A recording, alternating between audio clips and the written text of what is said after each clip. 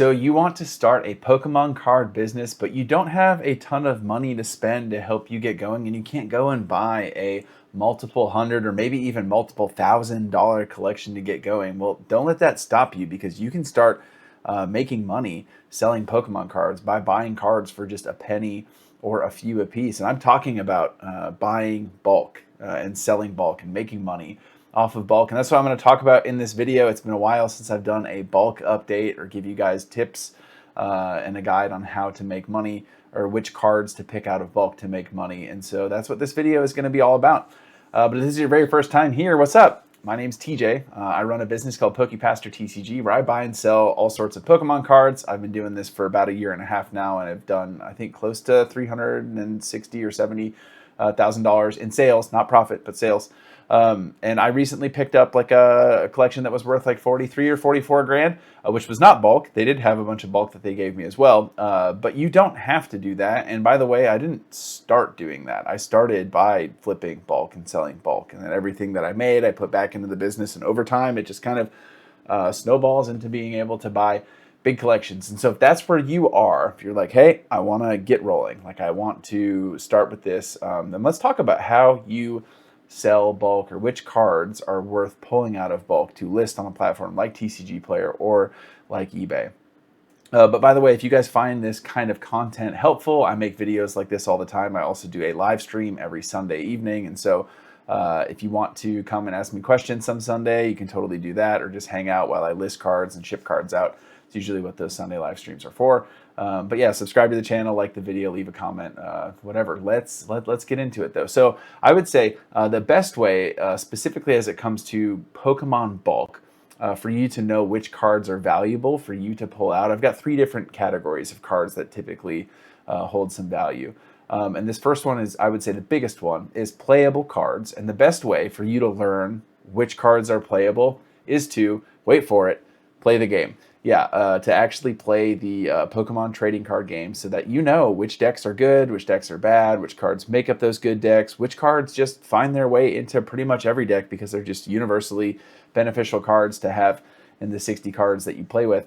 The best way to do that is playing. And so you can actually download Pokemon Trading Card Game Live and play for free. It's pretty easy, and you don't have to become an expert or really, really good at the game to know which cards are going to be worth listing, which cards people are going to buy, which cards people are going to want 3 of or 4 of to construct a deck. You just have to be like formidable, right? You just have to be like relatively versed in how the game works and how the game plays. So that would be my number 1 recommendation. Just download it and spend, like a little bit of time here or there playing the game. I bet you spend time gaming or you spend time watching, TV or something. And so if you want to throw another game into the rotation that I actually love playing, I think it's sick, and then also have that be something that gets you rolling in your business, you can do that. But if you are opposed to that and you're like, TJ, I could not care less about playing the game, is there like a place that I can go to just know which cards are playable? Yes, there is. It's called Limitless TCG. Let me take you over here. So this is Limitless TCG. You just go limitlesstcg.com.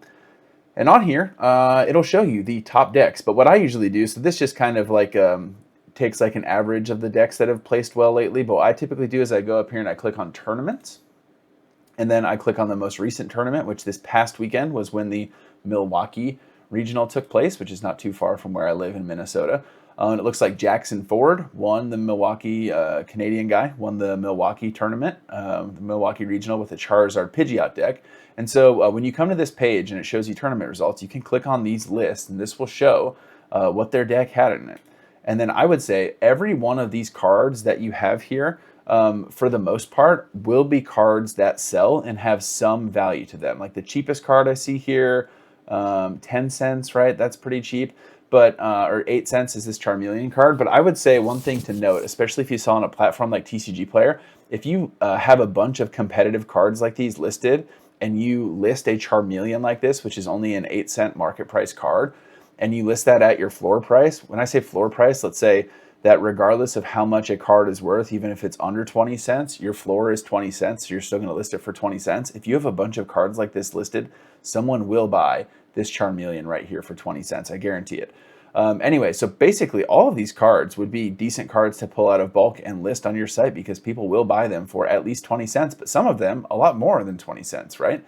For instance, this is a new one. This one came out in Mega Evolution, so just came out the most recent set, Lily's Determination. Click on this card right here. It will tell you that the current market price on TCGplayer is about $1.78. If you buy bulk right now, I would be willing to wager, especially if it's from someone who has opened up some Mega Evolutions, they will have multiple copies of this Lily's Determination in it. And if you have multiple copies of this card, people will buy them for $2 a piece, because this card right here is useful in basically every single deck. This is an incredibly strong draw supporter. Lots of decks have 3 or 4 of these cards in them each. What else we got here? All of these trainer cards over here, right? Briar's only 6 cents. If you have it listed and you have it for your floor price of 20 cents, at some point someone will combine it with other cards in here and they will buy it for 20 cents. Arvin, right? This is another one. Arvin is an expensive one. If you ever see an Arvin, you have hit the jackpot. You likely picked up this card for a penny, right? Because that's what you oftentimes will buy bulk for. And the current price on TCGplayer is $3.66. I don't have to be, you don't have to be some kind of math wizard to know that that is stonks, right? Like that's pretty good. A lot of these, just easy peasy, pull them out of bulk, list them, they will sell. This one over here, I think this card's been out for a while, so this shouldn't be new news to you guys, but this Pheasantipity EX, regular EX cards, I would say unlikely that you would find this in bulk. But for an EX card, it is $17.48. That's a lot. Countercatcher right here from Paradox, or this one, yeah, Paradox Rift. I think it got, did it get reprinted? I don't think it got reprinted. Just Paradox Rift Countercatcher, $2.92. This is for 2 of them, so about, you know, $1.30, $1.40 a piece. Yeah, that's a big deal. Bravery Charm is not in this one. So let's go to a different deck, right? That was a Charizard deck. Let's go to Gardevoir deck. This Gardevoir has been, this archetype has been basically one of the best decks for multiple formats now. All of these cards, if you list multiple of them, I promise you, people will buy them from your store. Yeah, this deck has been on a tear for like the past, you know, basically year. Bravery Charm right here. This is a 87-cent card. I guarantee you, if you buy bulk, you will find this in multiple copies that you can list and turn to make some profit. Nest Ball. Anytime you list Nest Balls, they will sell. Every deck plays multiple Nest Balls. It's not an incredibly expensive card, right? But it is a card that people will want. And so, you know, 25 cents a card, easy peasy. Night Stretcher. This is one that continues to be incredibly expensive. It's about $3 a card. Lots of decks play this. It's only been printed in Shrouded Fable, to my understanding. So, yeah, absolutely. Like all of these. Let's see if there's anything over here. Monkey Dory, right? This is probably the best card in the format overall. Incredibly powerful 60-cent card. Has been printed in multiple sets. This was printed in Twilight Masquerade. It was also printed in Prismatic Evolutions. You will find Monkey Dory in bulk. I don't want to make this portion too long. I want to go one more. Where's the Dragapult deck? Dragapult. I just want to find Hilda. Hilda right here. This card, $3 card. Like that's a big deal, guys. $3 card for a supporter. I guarantee you, it will be in the bulk that you pick up. Neo Upper Energy. This is an ace spec that's kind of been popping off lately. $10 card there. So yeah, so that's what I would say. Either play the game or familiarize yourself with good old Limitless TCG and figure out which cards you want to pull out from bulk. Anything that you find in multiple decks on this list, I would say is worth pulling out and listing on your site. It might not sell right away, but if you list it, it will sell, because people put together carts all the time that are over $5 to hit that free shipping threshold if you're a level 4 seller on TCGplayer, and they will want to buy those to put together decks. Okay, so that's the first category, is playable cards. The second category is reverse holos. So anytime you find a bunch of reverse holos, you can go a couple different options. You can try to, if you are really strapped for time, you can try to learn which reverse holos have high enough value to make that time investment worth it for you. Or you can just list all reverse holos, because there are master setters. If you're not familiar with this, this is people who enjoy putting together a master set for every set. For instance, Paldea Evolved is a set. There are people who are still, even though that set came out a while ago, are looking for every copy of a card that says Paldea Evolved on it. So they will go through and they will get every regular copy, every reverse holo, and sometimes If you have a bunch of these reverse holos listed for a specific set, people will add a bunch of them to your cart and they will shop from you, even if it means them paying higher than market for some of those cards because they might be priced under where your floor is. One set that this is incredibly common with is this one right here, Pokemon 151, Scarlet and Violet 151 rather. For instance, this Weeping Bell right here. Do you guys know Weeping Bell? Victory Bell just got a Mega Evolution. Looks kind of weird. Weeping Bell, unassuming card. Reverse Holo is $1.53. You can sell it in the direct program for $2.20. That's kind of crazy. Dragonite, Reverse Holo Foil, $1.73 market price. You guys can't see that. You scroll down. That's kind of crazy. What else we got here? Gengar, good old Gengar. This one is wild. I didn't know it was this expensive. Reverse Holo Gengar, $3.88. Metapod from 151. A lot of these are 151. Basically, if you ever, you pretty much could just list every 151 Reverse Holo and you'd be fine. $1.93 for Reverse Holo Metapod.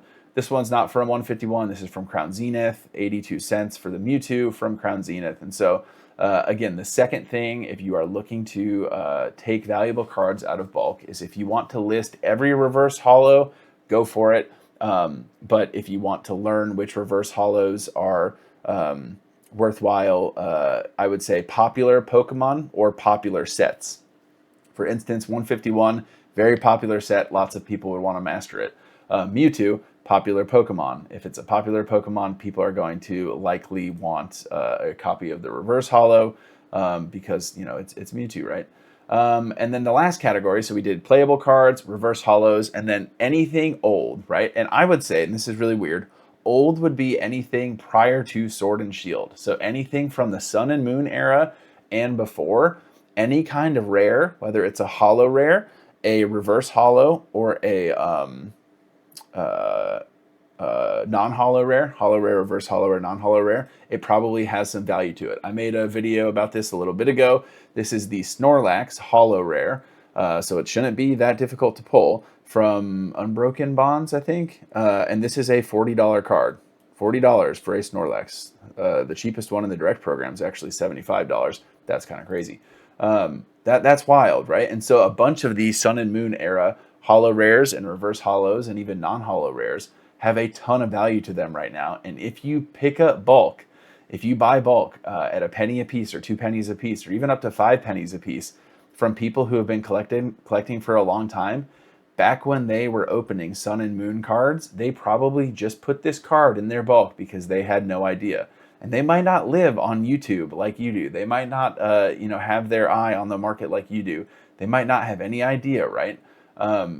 And they, to be honest, they probably just don't care. And so just be mindful that when you buy bulk, you could very well find cards like this that people just don't know have some extra value to them. And sometimes it's not a $30 or $40 card. Sometimes it's a $2 card or a $3 card or whatever. But you'd be surprised how many times I found some cards in bulk that people just, didn't care to look up and they had value. Nope. Here's another one, Blacephalon, right? I see this with a lot of the Ultra Beast cards, but this one's from Cosmic Eclipse. This Blacephalon market price is $5.53. This is just a holo rare. I think it's a holo rare, right? Yeah, holo foil, regular holo foil, $5.55. That's crazy for just a holo rare. You could likely find this if you buy anyone's bulk and it's got Sun and Moon era cards in it. And so, yeah, that's what I would say is competitive cards, reverse holos, and then anything that is before Sword and Shield. Let me go back over here. So that is kind of a TLDR on the cards that I decide to take out of bulk when I go about sorting bulk. And I still do. I still sell bulk cards. I've got actually bought a sorting machine that kind of takes care of it, but you don't have to have a sorting machine. Like, you can learn which cards to pick out, and it absolutely will help you build up to being able to buy big collections. Because again, like I said, I didn't start out buying $3,000 or $4,000 or $30,000 collections. I started out buying cards, thousands of cards at a penny a piece, taking out night stretchers, and back then it was Battle VIP passes and Bibarels and Bidoofs and Manaphies and all the Sword and Shield cards that used to be legal. But right now you could do that with night stretchers, with counter catchers, with Hildas, with Lily's determinations. Like, you could be doing that, and that could be building your business so that you can pick up big collections to continue to grow your store into something special. And I hope this content is helpful. I enjoy doing this. I really enjoy helping you guys get your stores off the ground. So again, leave a comment down below, like the video, subscribe to the channel, all that stuff. But hey, I believe that Jesus loves you, that he's got an incredible plan for your life. I will catch y'all in the next video. Peace.